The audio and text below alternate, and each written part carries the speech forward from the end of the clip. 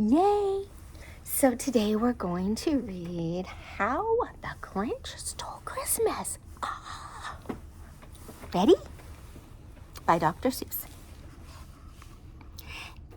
Every Who down in Whoville liked Christmas a lot.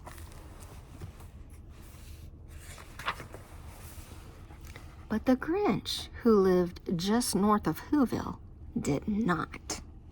The Grinch hated Christmas, the whole Christmas season. Now, please don't ask why. No one quite knows the reason. It could be his head wasn't screwed on just right. It could be, perhaps, that his shoes were too tight. But I think that most likely the reason of all may have been that his heart was 2 sizes too small. That's a tragedy, huh? But whatever the reason, his heart or his shoes, he stood there on Christmas Eve, hating the Whos, staring down from his cave with a sour, grinchy frown at the warm, lighted windows below in their town. For he knew every Who down in Whoville beneath was busy now hanging a mistletoe wreath. And they're hanging their stockings, he snarled with a sneer. Tomorrow is Christmas. It's practically here. He growled with his Grinch fingers nervously drumming. I must find a way to stop Christmas from coming. For tomorrow, he knew, all the Who girls and boys would wake bright and early. They'd rush for their toys.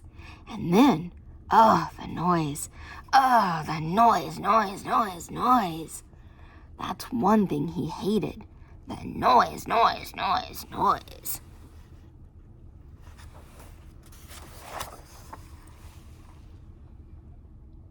Then the Whos, young and old, would sit down to feast. And they'd feast, and they'd feast. And they'd feast. They would feast on Who pudding and rare Who roast beast, which was something the Grinch couldn't stand in the least. Bah humbug, huh? And then they'd do something he liked least of all.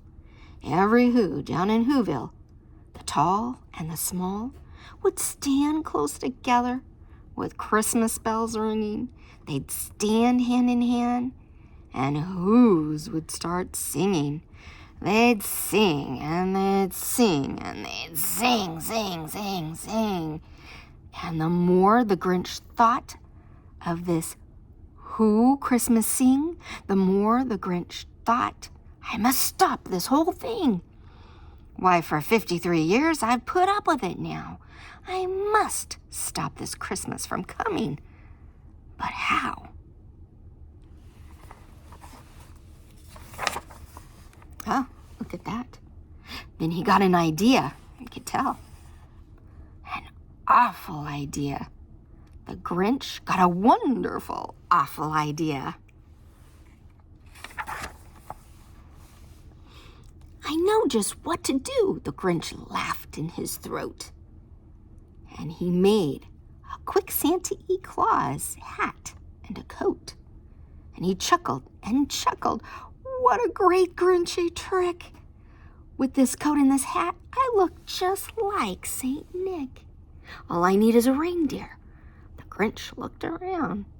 But since reindeer are scarce, there was none to be found. Did that stop the old Grinch? No, the Grinch simply said, if I can't find a reindeer, I'll make one instead. So he called his dog Max. Then he took some red thread and he tied a big horn on top of his head. Poor Max. Then he loaded some bags and some old empty sacks on a ramshackle sleigh. Then he hitched up old Max. See, poor Max. And see, empty bags. Why do you think empty bags? We're about to find out. Then the Grinch said, get up.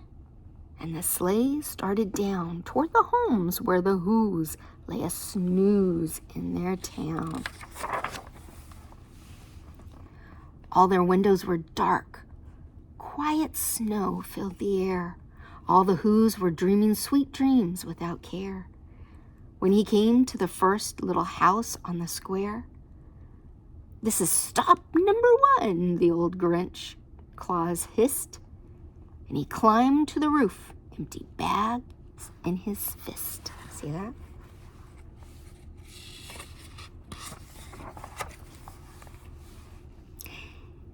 Then he slid down the chimney, a rather tight pinch. But if Santa can do it, then so could the Grinch.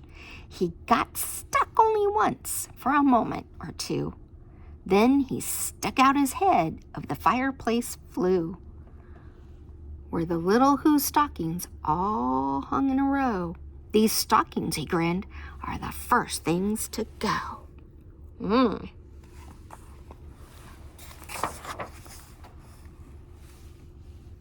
Then he slithered and slunk with a smile most unpleasant around the whole room, and he took every present. Pop guns and bicycles, roller skates, drums, checkerboards, tricycles, popcorn, and plums. And he stuffed them in bags. Then the Grinch, very nimbly, stuffed all the bags one by one up the chimney. Say, Then he slunk to the icebox. He took the Who's feast. He took the Who pudding. He took the roast beast. He cleaned out the icebox as quick as a flash. Why, that Grinch even took the last of Who hash. Wow. He doesn't miss a thing, does he? Then he stuffed all the food up the chimney with glee. "And now," grinned the Grinch, "I will stuff up the tree."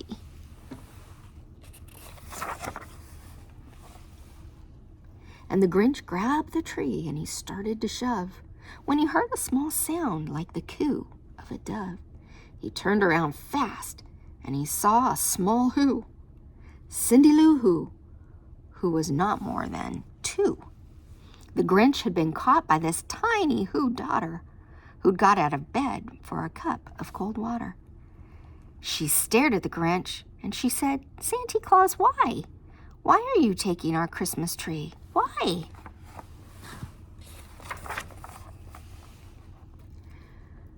But you know that old Grinch was so smart and so slick. He thought up a lie and he thought it up quick.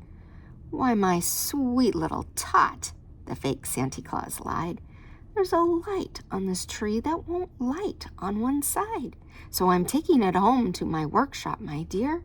I'll fix it up there, then I'll bring it back here." And his fib fooled the child. Then he patted her head, and he got her a drink and sent her to bed. And when Cindy Lou Who went to bed with her cup, he went to the chimney and stuffed the tree up.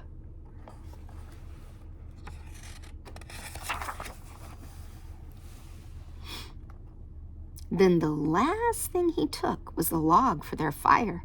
Then he went up the chimney himself, the old liar. On the walls he left nothing but hooks and some wire. And the one speck of food that he left in the house was a crumb that was even too small for a mouse. Then he did the same thing to the other Who's houses, leaving crumbs much too small for the other Who's mouses. Wow. It was 1/4 dawn, all the Who's still in bed, all the Who's still a snooze, when he packed up his sled, packed it up with their presents, the ribbons, the wrappings, the tags, and the tinsel, and the trimmings and trappings. 3,000 feet up the side of Mount Crumpet, he rode with his load to the tip-top to dump it. Pooh-pooh to the Who's. He was Grinch Grinchishly humming. They're finding out now that no Christmas is coming. They're just waking up. I know just what they'll do. Their mouths will hang open a minute or two. Then the Who's down in Whoville will cry, boo-hoo. That's a noise, grinned the Grinch, that I simply must hear. So he paused, and the Grinch put his hand to his ear. And he did hear a sound rising over the snow. It started in low, and then it started to grow. But the sound wasn't sad. Why, the sound sounded merry. It couldn't be so, but it was. Merry, very. He stared down at Whoville. The Grinch popped his eyes. Then he shook. What he saw was a shocking surprise. What do you think he saw? Every Who down in Whoville, the tall and the small, was singing without any presents at all. He hadn't stopped Christmas from coming. It came. Somehow or other, it came just the same. Fancy that. And the Grinch, with his Grinch feet ice cold in the snow, stood puzzling and puzzling. How could it be so? It came without ribbons. It came without tags. It came without packages, boxes, or bags. And he puzzled 3 hours, till his puzzler was sore. Then the Grinch thought of something he hadn't before. Maybe Christmas, he thought, doesn't come from a store. Maybe Christmas, perhaps, means a little bit more. By George, I think he's got it. And what happened then? Well, in Whoville, they say that the Grinch's small heart grew 3 sizes that day.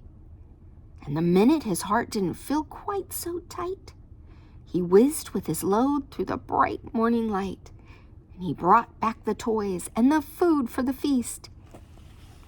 And he himself, the Grinch, carved the roast beef. Look at that. So the Grinch ended up having a Merry Christmas, and so did everyone else, right? Because Christmas is not about the presents. We know that, right? Yes. Love you.